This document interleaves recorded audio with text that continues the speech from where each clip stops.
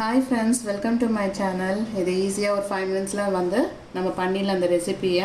இது பேர் வந்து வெஜிடபிள் க்ரீப். எப்படி பண்ணுறதுன்ட்டு காட்டுறேன். இந்த ரெசிபிக்கு தேவையான பொருட்கள் என்னென்னா, மைதா வந்து ஒரு கப் எடுத்திருக்கேன், பால் ஒரு கப்பு, அரை வெங்காயம் எடுத்திருக்கேன், அப்புறம் சில்லி ஃப்ளெக்ஸு, தக்காளி ஒன்று எடுத்திருக்கிறேன், குடமிளகா வந்துட்டு ஒரு 2 ஸ்பூனுக்கு அளவுக்கு எடுத்திருக்கேன், கேரட்டும் ஒரு 2 ஸ்பூனுக்கு அளவுக்கு எடுத்திருக்கேன். ஸோ நான் எப்படி பண்ணுறதுன்ட்டு காட்டுறேன். 2 ஸ்பூன் கேரட் போட்டிருக்கேன், குடமிளகா 2 ஸ்பூன் போட்டிருக்கேன், ஒரு தக்காளி சேர்த்துக்கிறேன், வெங்காயம் வந்துட்டு ஒரு 2 ஸ்பூன் அளவுக்கு வெங்காயத்தை சேர்த்துக்கிறேன், சில்லி ஃப்ளெக்ஸும் நான் ஒரு 2 ஸ்பூன் சேர்த்துக்கிறேன், பெப்பரும் நான் ஒரு ஸ்பூனுக்கு அளவுக்கு நான் சேர்த்துக்கிறேன். இந்த ரெசிபிக்கு ஏற்ற அளவுக்கு கொஞ்சம் உப்பும் சேர்த்துக்கிறேன். மைதா மாவு நான் ஒரு கப் வச்சுருக்கேன், அதையும் இதில் ஆட் பண்ணிக்கிறேன். இப்போது பால் இதில் ஊற்றி நல்லா மிக்ஸ் பண்ணிக்கலாம்.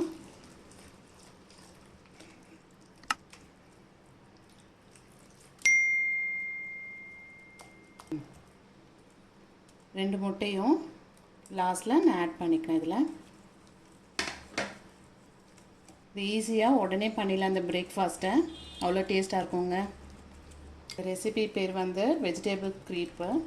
ஈஸியாகவும் பண்ணிடலாம், உடனே பசங்களுக்கும் பிடிக்கும். ஸோ எப்படி பண்ணுறதுன்ட்டு இனி காட்டுறேன். இப்போ இதில் தான் பண்ணணும் இல்லைங்க, நான் இதில் பண்ணுறேன். நீங்கள் தோசை தவாவில் கூட பண்ணலாம். எண்ணெய் வந்து அப்ளை பண்ணிட்டேங்க. நெக்ஸ்ட்டு இதை ஊற்றிடுறேன்.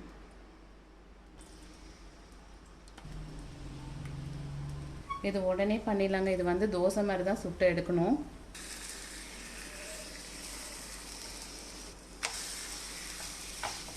இதில் நான் கருவேப்பிலை அப்படியே போட்டிருப்பேன். என் பசங்களுக்கு வந்துட்டு அது குட்டி குட்டியாக போட்டால் பிடிக்காது. ஸோ அதனால் நான் அப்படி போட்டிருக்கேன். நீங்கள் குட்டி குட்டியாக கட் பண்ணி போட்டுக்கோங்க வேணும்னா. கருவேப்பிலை இல்லாட்டி புதினா எது வேணால் நம்ம போட்டுக்கலாம், நம்ம இஷ்டம் தான். இதுக்கு எட்ஜஸ்லாம் நல்லாவே ப்ரெஸ் பண்ணி விட்டுக்கோங்க.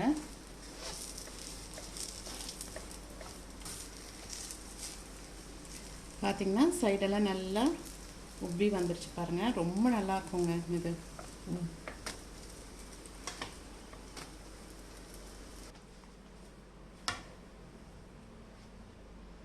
ஓகேங்க, நான் பிளேட்டில் வச்சுட்டு காட்டுறேன்.